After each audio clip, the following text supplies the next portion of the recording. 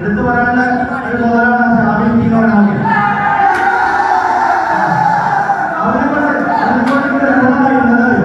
അവന്റെ രണ്ടപേരെന്നറിയില്ല, അതുകൊണ്ട് എനിക്ക് ആ പേര് വന്നില്ല. അതാണ് ഞാൻ കണ്ട ഒരു ഭാവന. അതായത് ഒരു പേര് നന്നായിട്ട് നമ്മുടെ അടിപൊളി ഓടിക്കൊണ്ടിരിക്കുമ്പോൾ സ്വാഭാവികമായിട്ടും അതിനൊരു അവസരം ലെവലിൽ ആ പേരെത്തിയില്ല, വേറെ ആളുകളാൻ സാധ്യതയില്ല. അതിനെന്തായാലും ഷാബിനോട് പ്രത്യേക നന്ദി പറയാനാണ് ഈ അവസരം. പിന്നെ നമ്മുടെ NSS ക്യാമ്പുകളുടെ ഓർമ്മകളൊക്കെ ഒരുപാട് നല്ല നല്ല ഓർമ്മകൾ, ഒരുപാട് നമ്മൾ റീൽസ് കിട്ടുന്നായിരുന്നില്ല. ആ റീൽസ് പിന്നീട് ഡിലീറ്റ് ചെയ്യുന്ന അവസരം വന്നിട്ടുണ്ടായിരുന്നു.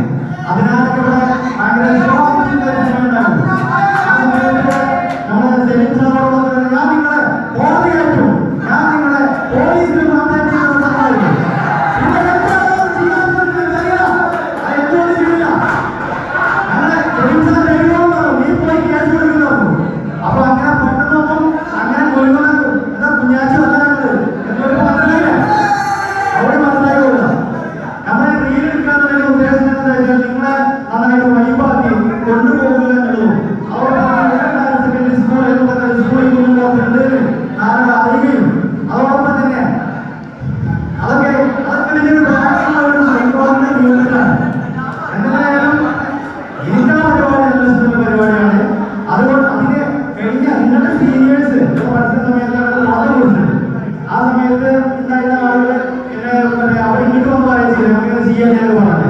അപ്പോ പിന്നീട് അങ്ങനെ ചെയ്തു കഴിഞ്ഞപ്പോൾ എനിക്ക് നല്ല ഇൻട്രസ്റ്റ് ആയി.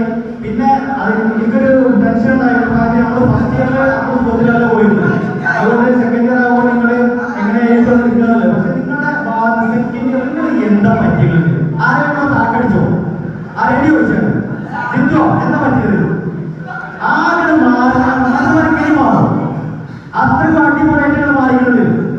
റീൽസിന് കാര്യങ്ങളെ പറയുന്നത് നിങ്ങളുടെ സ്വഭാവത്തില്, നിങ്ങളുടെ ടീച്ചേഴ്സിനോടുള്ള പെരുമാറ്റത്തില്, നിങ്ങളുടെ ജീവിതത്തിലുള്ള കാഴ്ചപ്പാടില് എല്ലാം ഒന്നിനൊന്ന് മെച്ചമെന്നുള്ള നിലയിൽ മാറാൻ നിങ്ങൾക്ക് സാധിച്ചുള്ളതാണ്.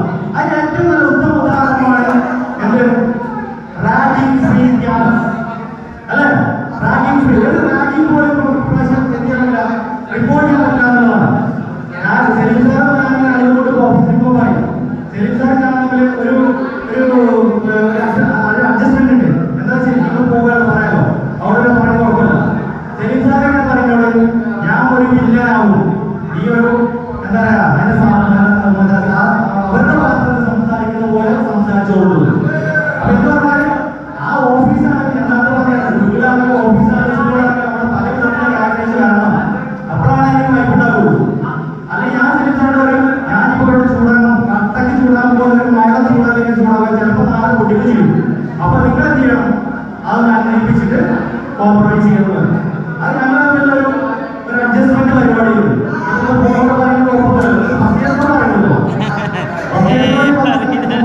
ഒരിക്കലും പറഞ്ഞു കൊടുക്കരുത്. ഓക്കെ, അപ്പൊ അതൊക്കെയാണ് നമ്മുടെ നല്ല നല്ല ഓർമ്മകൾ. പ്ലസ് ടു കാലഘട്ടത്തിൽ ഒരുപാട് ഓർമ്മകൾ. പിന്നെ അതേപോലെ തന്നെ നമ്മള് മറ്റേ ഗോവയിലേക്ക് ട്രിപ്പ് പോയില്ലേ, ആ ട്രിപ്പും അതുപോലെ തന്നെ വളരെ നല്ല ഓർമ്മകളായിട്ട് നമ്മുടെ ജീവിതത്തിൽ എന്തും അവശേഷിക്കുന്നതാണ്. പിന്നെ ഈ ലാസ്റ്റ് ഘട്ടത്തില് അതിനാണ് നമ്മുടെ മംഗള സബ് ജില്ലാ തലത്തില് ഫുട്ബോളിന്റെ വീട് വളരെ ഇങ്ങോട്ട് പറയാലോ